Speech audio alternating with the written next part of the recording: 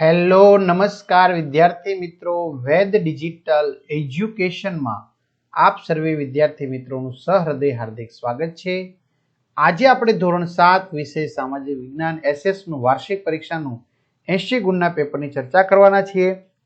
વિદ્યાર્થી મિત્રો, તમને કોઈ પણ પાઠમાં ડાઉટ હોય તો પરેશ સરના વિડીયો તમે જોઈ શકો છો.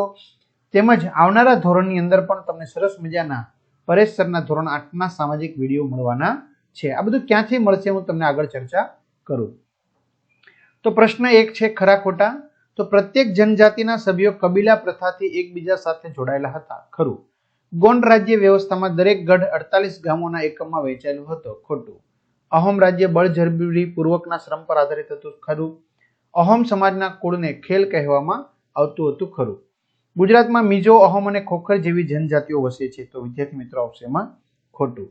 હવે ઘણા બધા વિદ્યાર્થી મિત્રોને એ વિડીયો ક્યાંથી મળશે, આવનારા સમયના આ બધી ચિંતા હોય છે. તો 21 થી પણ વધુ પ્રશ્નપત્રો ધોરણ 7ના તેમજ ધોરણ 7 ધોરણ 8ના વિડીયો લેક્ચર આપણી વેદ ડિજિટલ એજ્યુકેશન નામની એપ્લિકેશનમાંથી તમને મળી જવાના છે. જે ગૂગલ પ્લે સ્ટોર કે જ્યાંથી આપણે ગેમ ડાઉનલોડ કરીએ છીએ, તો ત્યાં જઈને વેદ ડિજિટલ એજ્યુકેશન નામની એપ્લિકેશન ડાઉનલોડ કરો. ઓપન કરશો, પેજ ખુલે, તમારા પોતાના મોબાઈલ નંબર નાખો, સેન્ડ ઓટીપી કરો. 4 આંકડાનું ઓટીપી નાખશો એટલે પેડ કોર્સમાં તમને ધોરણ પ્રમાણે પેડ પ્લાન 3 થી 12માં ધોરણ 7ના ધોરણ 8ના વિડીયો લેક્ચર તમને વિષય પ્રમાણે પાઠ વાઇઝ મળી જવાના છે. તો ધોરણ 8ના પણ તમે વેકેશનમાં જોશો. જોડકા જોડો, વણઝારા, અનાજ અને ચીજવસ્તુની હેરફેર, દેવી પૂજક, જ્ઞાતિ પંચ લવાદની પ્રભાવી ભૂમિકા, વિમુક્ત જાતિઓ, ડફેર, મિયાણા, વાઘેર, કાંગસિયા, સૌંદર્ય પ્રસાધન વેચાણ, વેચરતી જાતિઓ, ગારોડી, વાંસફોડા, ભવૈયા. ખાલી જગ્યા ગુરુ નાનક શીખ ધર્મના સ્થાપક હતા. ગુજરાતના ભાષાના આદિ કવિ નરસિંહ મહેતા. ચૈતન્ય મહાપ્રભુએ બંગાળમાં હરિબોલનો મંત્ર ગુંજતો કર્યો. શંકરાચાર્યનો જન્મ કાલડી સ્થળે થયો હતો. મને ઓળખો, મેં શ્રી કૃષ્ણને ગિરધર ગોપાલના રૂપમાં પૂજ્યા હતા. મીરાબાઈ. મેં મહારાષ્ટ્રમાં ભક્તિ આંદોલનના શ્રી ગણેશ કર્યા. સંત જ્ઞાનેશ્વર. બીજક નામનો કવિતા સંગ્રહ મેં લખ્યો. કબીર.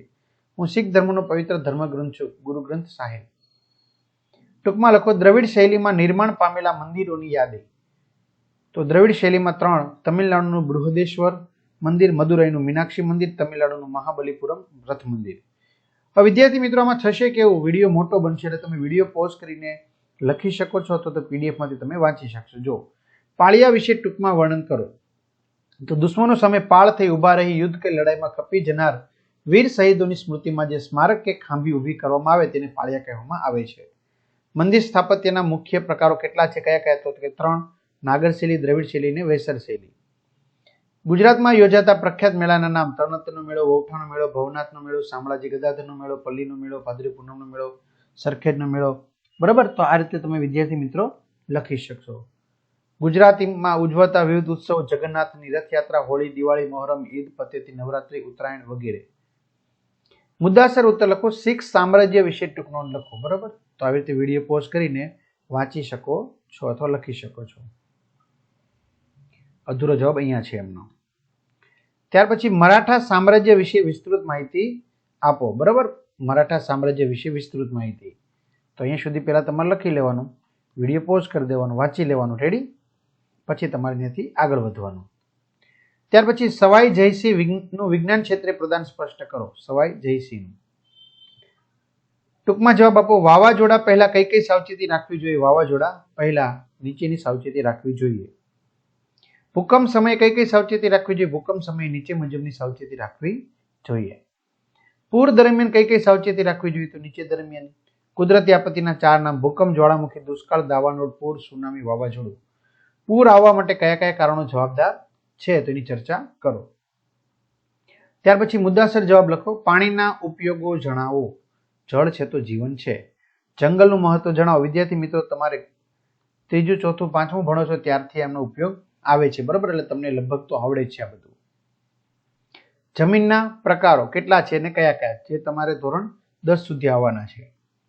ભારતના નકશામાં નીચેના સ્થળ: કચ્છનું રણ, હિમાલયની પર્વતમાળા, રાજસ્થાન, નર્મદા નદી, અંદમાન નિકોબાર, અરબ સાગર.